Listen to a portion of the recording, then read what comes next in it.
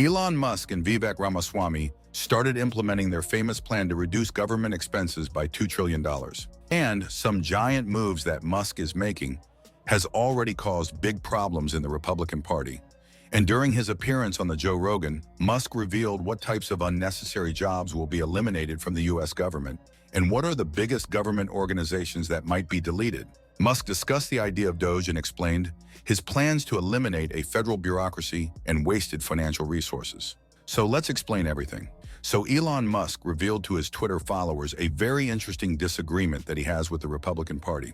Musk revealed that there is a bill that needs to be removed, changed, or updated in the government. Musk posted on X about how the Republican Party is trying to pass a bill that is related to government losing billions of dollars. Elon made a tweet saying, "This bill should not pass." And then, as you know, during his appearance on Joe Rogan, Musk revealed what he plans with Vivek to reduce unnecessary government spendings and how he'll cut most organizations that are related to this horrible bureaucracy. Musk criticized the expansive and inefficient nature of federal bureaucracy, asserting that its size and complexity hinder innovation and progress. He has pointed out that many government agencies are bogged down by excessive red tape, outdated practices, and overlapping responsibilities, which lead to wasteful spending and slow decision-making processes. Musk said, "We have to cut government spending or we're just going to go bankrupt, just like a person would who overspends." We're spending money on all these government agencies, and I asked, how many government agencies are there? And the government isn't even sure how many government agencies there are. It's somewhere around 450. Elon Musk also criticized the inefficiency of the federal government, pointing to its sprawling bureaucracy and the excessive number of agencies as significant barriers to progress. He has argued that overlapping responsibilities, lack of accountability, and slow decision-making processes stifle innovation and waste taxpayer money. Musk added, "If Congress has created an agency, then often if you look at the law is pretty simple. The agency has a very simple task, but then that agency over time vastly increases its authority and starts doing things that were never authorized by Congress. That's happened with pretty much every agency." Therefore, Musk and Vivek are agreeing on this, that there are many areas where there needs to be a cost-cutting measure. And they have identified few fields where the government agencies spend and waste an excessive number of finances. For example, first area where Musk and Ramaswamy are analyzing and thinking to cut expenses are about discretionary spending, which is the part of the budget that Congress decides on each year. The biggest share of this spending goes to the Pentagon and the military, often more than half of the total discretionary budget. Discretionary spending is divided into two parts: defense and non-defense. Other examples of discretionary spending include programs like Head Start for early education, public housing and homeless support, federal aid for public schools, Pell Grants for low-income college students, food assistance programs like WIC, job training for unemployed people, and scientific research through organizations like the NIH and NSF. A large chunk, about 45%, of discretionary spending is used for paying salaries and benefits for government employees, including both military and civilian workers. Musk believes it's important to use taxpayer money wisely, focusing on essential areas like building infrastructure, improving education, and advancing technology. That's why Elon Musk has advocated for significant reductions in discretionary spending, emphasizing the need for fiscal discipline to ensure long-term financial sustainability. In 2023, the U.S. government spent a total of $6.2 trillion, with $1.7 trillion going to discretionary spending. The second critical area they plan to address is modernizing outdated government IT systems and reducing costs associated with these systems. This focus is significant because IT infrastructure is not only essential for delivering citizen services, but also for safeguarding sensitive data and supporting the government's operational goals. Updating these systems is a top priority for Musk and Ramaswamy, as they recognize that modern technology is the backbone of an efficient and secure government.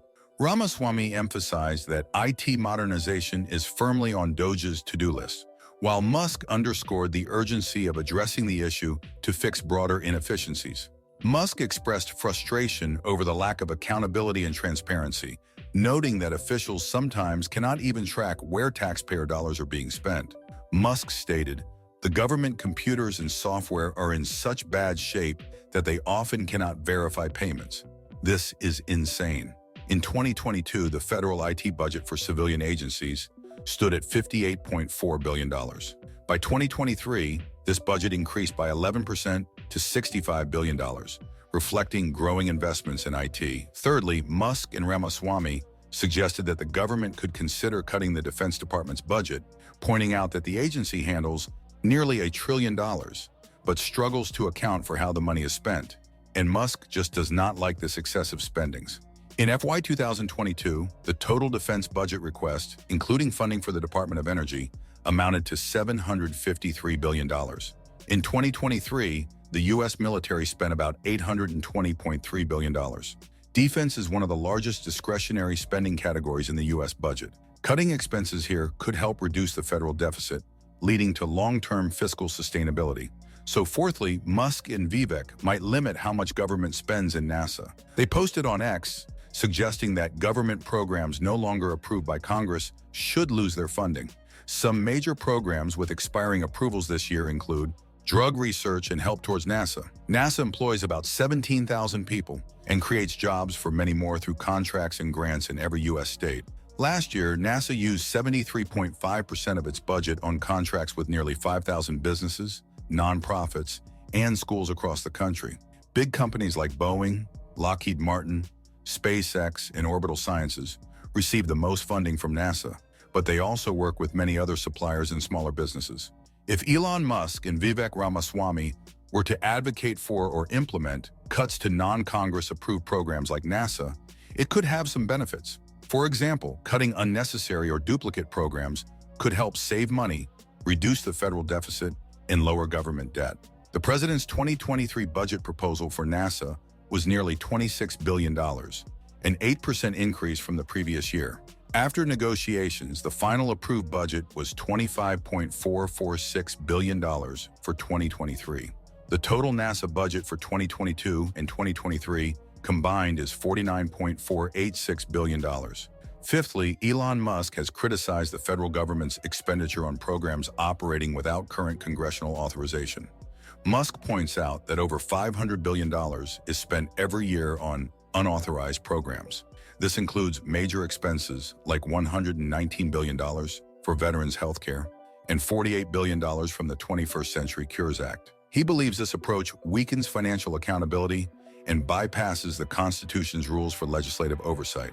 In fiscal year 2023, the U.S. federal government spent approximately $6.2 trillion, with significant portions allocated to Social Security, Health and Human Services, and the Treasury. Social Security expenditures totaled about $1.35 trillion, accounting for 22% of the federal budget. The Department of Health and Human Services, overseeing programs like Medicare and Medicaid, had a budget of approximately $1.772 trillion. Additionally, the Treasury Department's budget was around $16.4 billion. And that's it for today.